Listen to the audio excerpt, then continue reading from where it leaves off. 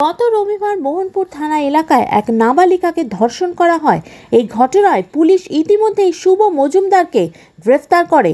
সেই ঘটনার প্রতিবাদে সিপিআইএম মহিলা সমিতির পক্ষ থেকে মোহনপুর থানায় বিক্ষোভ। আমরা মোহনপুর থানায় এটা বলতে এসেছিলাম যে অপরাধীকে ছেড়ে দেওয়ার মতন করে যেন চার্জশিট না বানানো হয়, কারণ তৃণমূল কর্মী এই ঘটনার সঙ্গে যুক্ত, সবাই জেনে গেছে এবং গ্রেপ্তার হয়েছে। এরপর দেখা যাবে চার্জশিটটা দেওয়া হবে এমন যাতে অপরাধী ছাড়া পেয়ে যায়, যাতে নির্যাতিতা মেয়েটা এবং তার পরিবার যাতে বিচার পায়, এটা বলবার জন্য এসেছিলাম। এবং থানা যাতে উপযুক্ত ভূমিকা গ্রহণ করে। সব জায়গায় পানাগড়ে ঘটনা ঘটেছে, এখানে ঘটনা ঘটছে, যা ঘটছে আর সব তৃণমূল পেছনে আছে, তৃণমূল ছেড়ে তো হচ্ছে না। গণতান্ত্রিক আন্দোলনকে স্তব্ধ করতে চাইছে।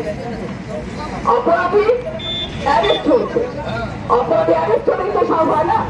আরে টানা থানার তাহলে যতই অ্যারেস্ট করা হোক সেটা আইওয়াস বলে আমরা মনে করি। কাজে আমরা আপনারা যদি আমাদের বলেনও যে অপরাধী যিনি গ্রেপ্তার হয়েছে আমরা সন্তুষ্ট নই, মেনে নেওয়া যায় না। স্বাধীনতার এত বছর অতিক্রান্ত হয়ে গেল, আজও আমরা দেখছি দিল্লির বুকে যে সরকার এবং রাজ্যের যে সরকার তারা নারীদের উপর যেভাবে আক্রমণ নামিয়ে আনছে প্রতিনিয়ত। এরাই কাজে আমরা চাই আমরাও যেমন সুশৃঙ্খল ভাবে এসেছি আপনাদের সাথে কথা বলতে, সেটুকু সুযোগ আপনারা দেবেন, তাদের সমস্ত দিকে সবকিছু বজায় থাকবে। আমি এই পর্যন্ত আপনাদের সামনে আমার অনুরোধ। আমার একটি সংক্ষিপ্ত সভা, এর আগে সারা ভারত গণতান্ত্রিক মহিলা সমিতির জেলা সম্পাদিকা কমরেড রুনু ব্যানার্জি বলেছেন, সভানেত্রী কমরেড যশোদা বাবু বলেছেন যে আমরা যদি মনে করি